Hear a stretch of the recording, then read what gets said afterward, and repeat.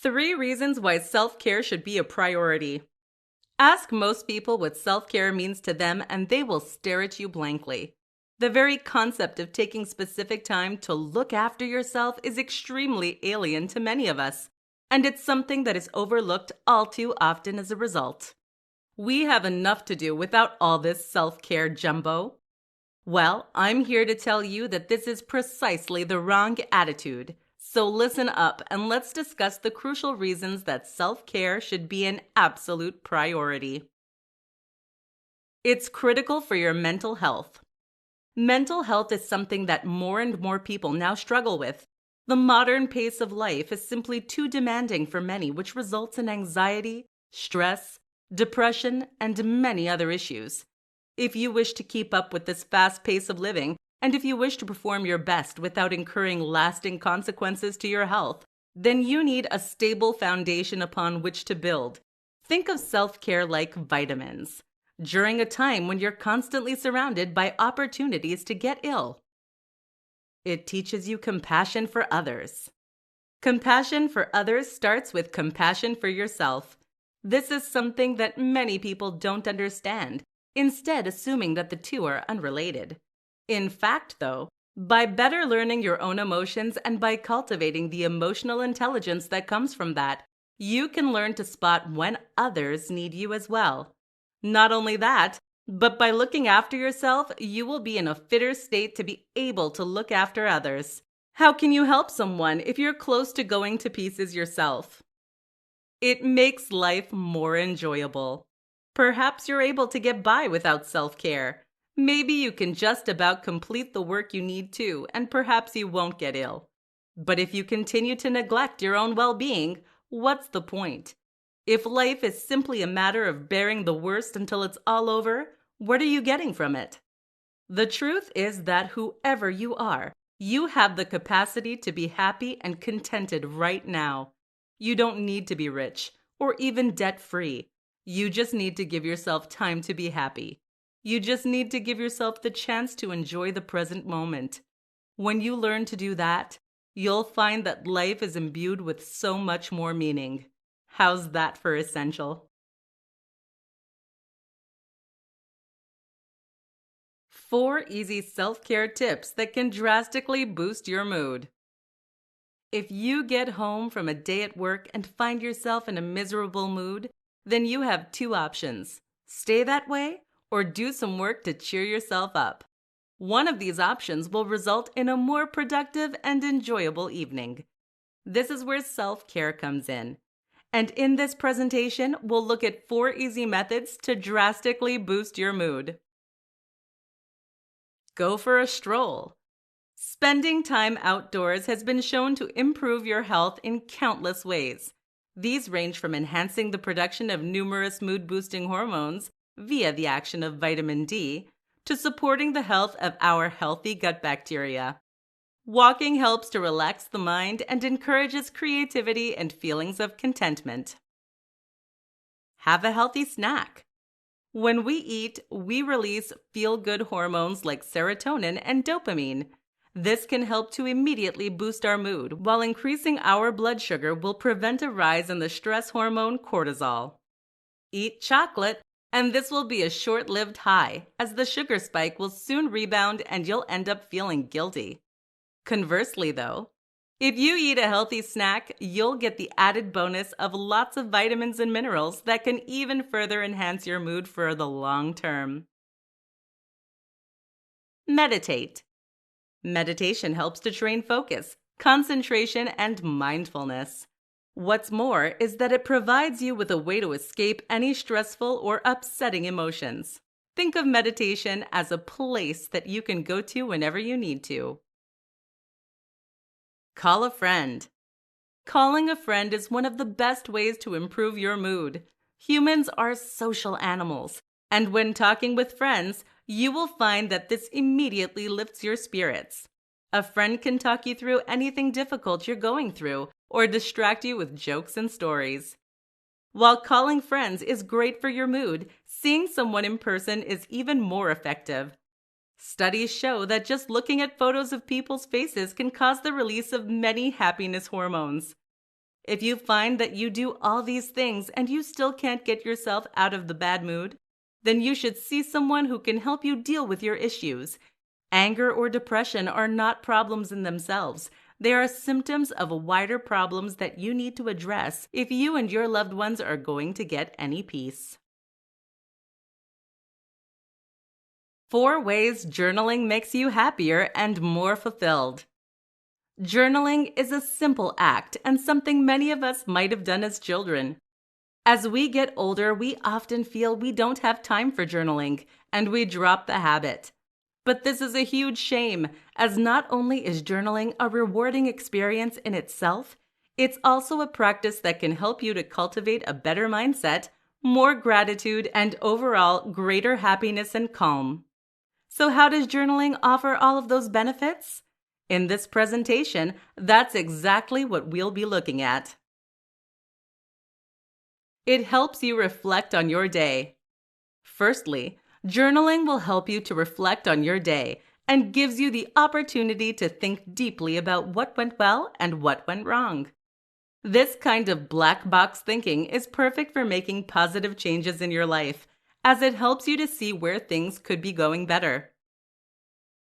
It provides a record. Another great reason to journal is that it allows you to remember things that you would otherwise have forgotten. The simple act of writing things down helps to cement them in the memory and to thereby ensure they have more lasting impact. At the same time, though, this also gives you the option to read those things back and to relive days and weeks from your history. Not only does this give you a better sense of perspective and context for your life, but it also means your memories become fuller. That in turn makes your life seem longer and richer, which helps to make you a more contented and well-developed individual. Gratitude. Journaling doesn't just mean writing down what happened during the day. It can also mean taking part in various different exercises. One such exercise is gratitude. Take some time each day to write down 3 things that you're grateful for. This practice will help you to remember that you already have so much and to not simply focus on the things you don't have. Guess which makes you happier? Self-love. Another similar exercise is to write down 3 more things. This time, things that you like about yourself. Alternatively, you could write down nice compliments that others have paid you. This helps us to focus more on our positive traits rather than negative ones, as we so often do. Simply taking the time to bask in these feelings of self-love can transform the way you feel on a daily basis. And it's all thanks to journaling. 5 ways to make tomorrow the best day ever. Let's make tomorrow the best day ever. You ready? No matter whether you have a day off or whether it's a regular work day, with the right attitude, you can make tomorrow brilliant. In this presentation, we'll look at 5 ways to make that happen. 1. Get up with time to spare. First, you need to get up with time to spare. That doesn't mean getting up at the crack of dawn. Just waking up with enough time to enjoy a slow breakfast. This is something many of us fail to do and instead end up rushing out the door and starting our day feeling flustered and stressed. Getting up with time to spare will mean having time to do something you enjoy and to savor it. This makes a world of difference. 2. Dress impeccably. Dressing well can make a huge difference to your day. It means you'll look your best, which changes the way you project yourself and the way that others treat you. It also means that you will get to experience the feeling of indulging and treating yourself, of wearing high-quality materials. For the best day ever, you need to be in your best threads. 3. Exercise and meditate. Both these things can put you in a better headspace. What this does is it means that everything else that follows will be easier to cope with and will be more enjoyable. You can do both at the start of the day or find opportunities later throughout the day. 4. Take a stroll. Going for a walk means giving yourself time to just think and let your mind wander, which is hugely rejuvenating. The light exercise will trigger the release of feel-good hormones and you'll generally be more relaxed. Moreover, the way the light and cool breeze can affect your health and mood is also profound. You can walk in the morning, during a lunch break, or in the evening. The later can be a great way to unwind after a long day, and you can even stop somewhere for a drink. 5. Have you time. You time means taking a moment out of your day in order to focus on yourself and do something you enjoy. That should mean reading a book, watching a film or show, or generally doing anything that you actually enjoy. 5 ways to nourish your mind, body, and soul. We all know that we need to nourish and feed our stomachs, and most of us try to eat well to that end. But what are you doing to nourish your soul? What about your mind and your body? We are more than just walking stomachs, and as such, we need to fuel our spirits in just the same way. This presentation will show you 5 ways you can do that, so that you can experience just how much better you feel when you actually start looking after yourself. Who would have thought? Take a warm bath. Taking a warm bath is one of the go-to moves when it comes to indulging and pampering. This is a great way to relax muscles, to unwind, and look and feel generally better. Run a warm tub, pour in some bubbles, and then just enjoy soaking while listening to relaxing music or burning scented candles. And relax. Go for a walk in nature. A nature walk can help to clear your mind, and the sights of greenery can encourage relaxation and creativity. Did you know that many famous thinkers had their best ideas on nature walks? Not only that, but sunlight helps trigger the production of vitamin D, which improves your sleep, your hormone levels, and even your gut bacteria. Call a friend. There are few things that can raise your spirits like speaking to a good friend. This is one of the best cures when you're in a funk, so don't be afraid to pick up the phone for a chat. Do a good deed. Doing good deeds stimulates the release of huge amounts of feel-good hormones. What's more is that these feel-good hormones actually hang around, more than they do when we do things that offer short-term gratification. So do something good for someone else, and you'll find it helps to nourish your soul and drastically improve your mood. Everything else you do from this point will seem that little bit happier. Pet a dog. Petting a dog is a great way to encourage even more endorphins. This is partly due to the action of petting and partly due to their constantly happy nature. But you know what else? Pets are always there for you, and they are always happy to see you. That's pretty darn uplifting. If you can, then getting a dog or a cat is a great way to boost your morale. 7 quick self-care tips for relieving stress and anxiety. Feeling stressed? Join the club. It seems that these days feeling stressed is just about the default emotion for many of us. The problem is that we often don't know how to handle or control those feelings. That's a real shame, given just how simple and easy it really is to get feelings of stress and anxiety back under control. Listen up for 7 self-care methods you can use to raise your spirits. 1. Breathe. Breathing correctly is a powerful method for fighting anxiety.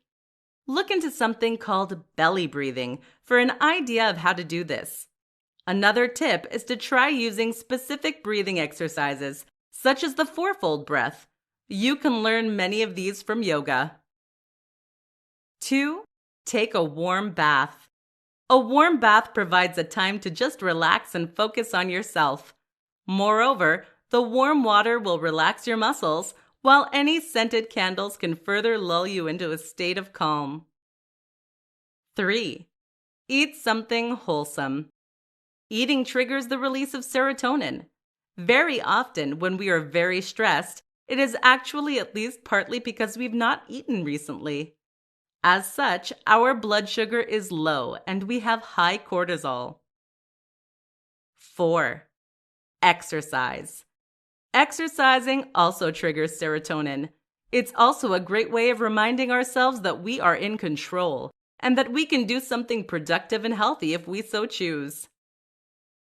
5. Listen to upbeat music. Music can help to guide and shape your emotions. Upbeat music is particularly effective when it comes to stimulating a great mood and helping you to forget your troubles. 6. Talk to a friend.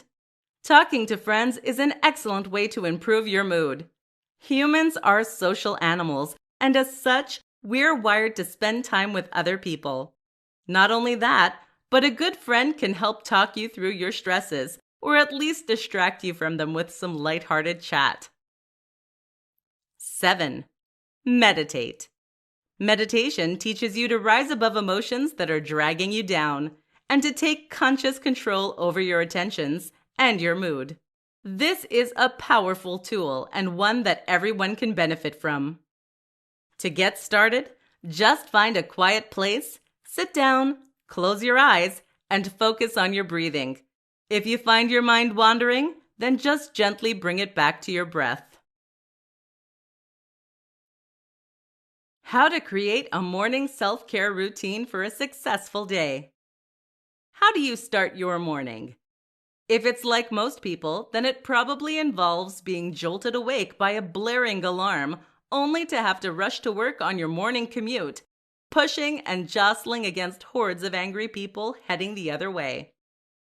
We start the day panicking that we're going to be late, and things get worse from there as we struggle with the pressures of work.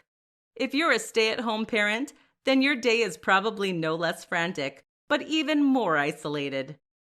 Is it any wonder that any of us lack the self-love and confidence we need to really perform at our best? In this presentation, we're going to fix that by going over a routine that can help you to start each day right. Meditate. Meditation has countless profoundly beneficial impacts on your psychology and mental health. Not only will meditation help you to find a moment of calm and peace, but it will also encourage important new connections in the brain that correlate with greater motivation, focus, and emotional stability. Journaling. Keeping a journal is an excellent way to guide and assess your thoughts and feelings. Write down how you want the day to go and visualize the best outcomes. At the same time, take a moment to write down 3 things you are grateful for and 3 things you like about yourself.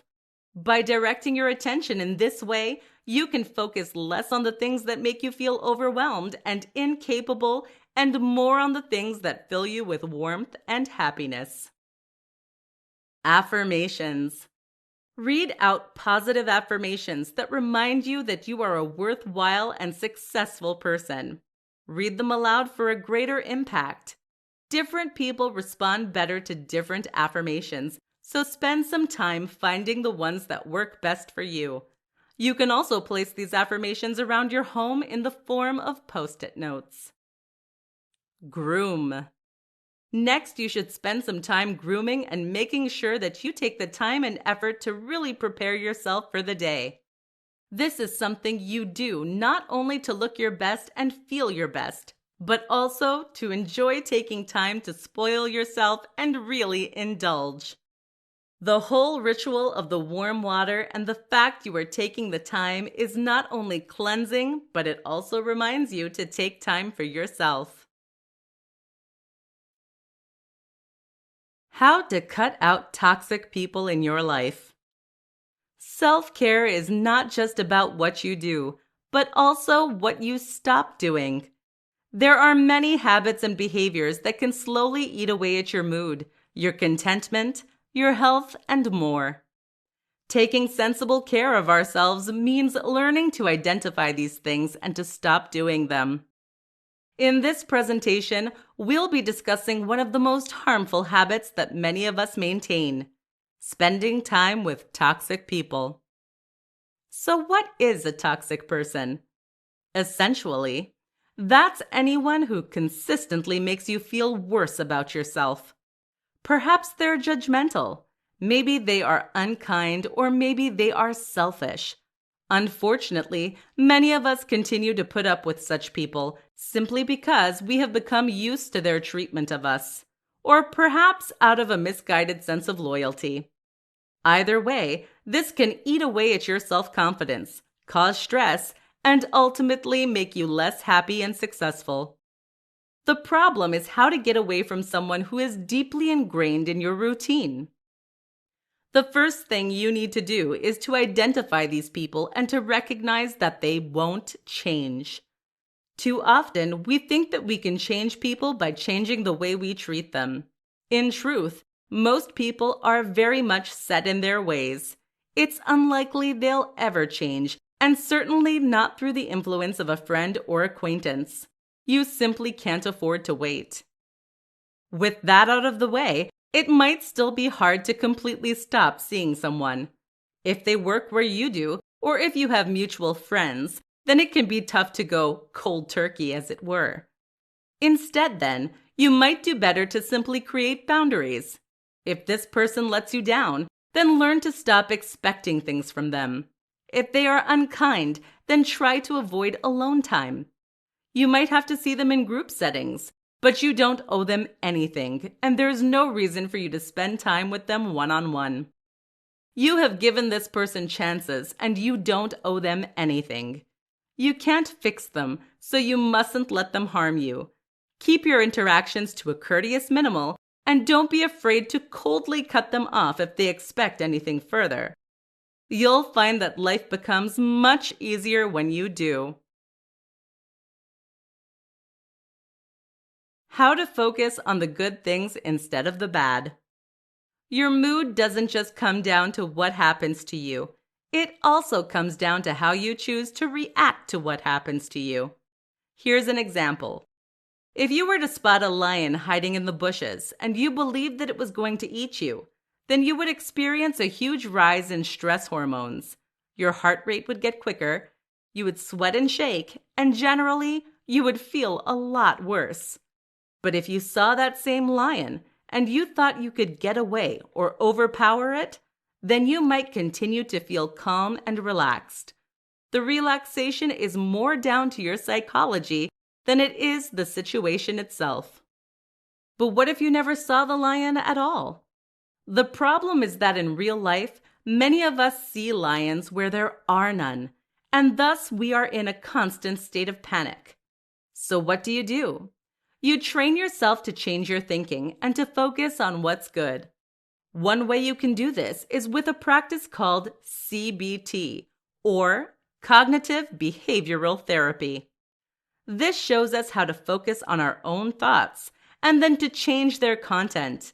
We do this by challenging those thoughts and beliefs and by changing the way that we react to them. Another useful tool is something called loving kindness meditation. This is a form of meditation that involves focusing on feelings of love and kindness directed toward yourself.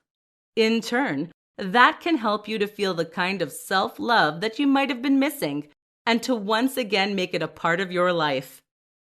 Mindfulness is a similar tool.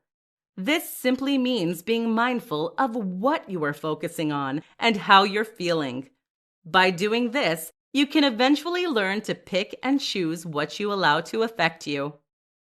Journaling is the last tool we're going to look at today. Here, you write down thoughts and feelings that you want to remember. But in this case, we're going to write down things we are grateful for and things that we like about ourselves. The simple act of thinking about these and writing them down every day helps to cement them and make them seem more concrete.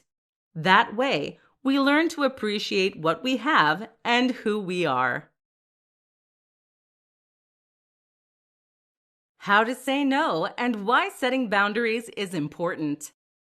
Many of us fail to care for ourselves the way we should. Part of this is down to a lack of consideration for the way we treat ourselves. Perhaps self-care simply isn't something you've considered in the past. But part of it is also down to your sense of commitment to others. That is to say that we often put ourselves second simply because we put everyone else first. And this is perhaps most apparent in our inability to say no. How many times have you been invited to an event that you don't have time or energy for, only to accept simply because you don't want to let that person down? Learning to say no is therefore one of the most important things you can do if you want to be happier with yourself and if you want to protect your mental health. Here's how to do it. Tip 1. Do it right away. Too often, we will put off the act of saying no because we can't bear to do it. This, of course, only makes it more of a shock to people when we tell them. Not only that, but it then hangs over us. So just bite the bullet and tell them. Oh, and don't say maybe only to then change your mind. This is what makes people think you are flaky, not the act of saying no itself. Tip 2. Don't make excuses. Do you want to come out tonight? No, sorry. My family are visiting, and also I have a cold, and also I have no money.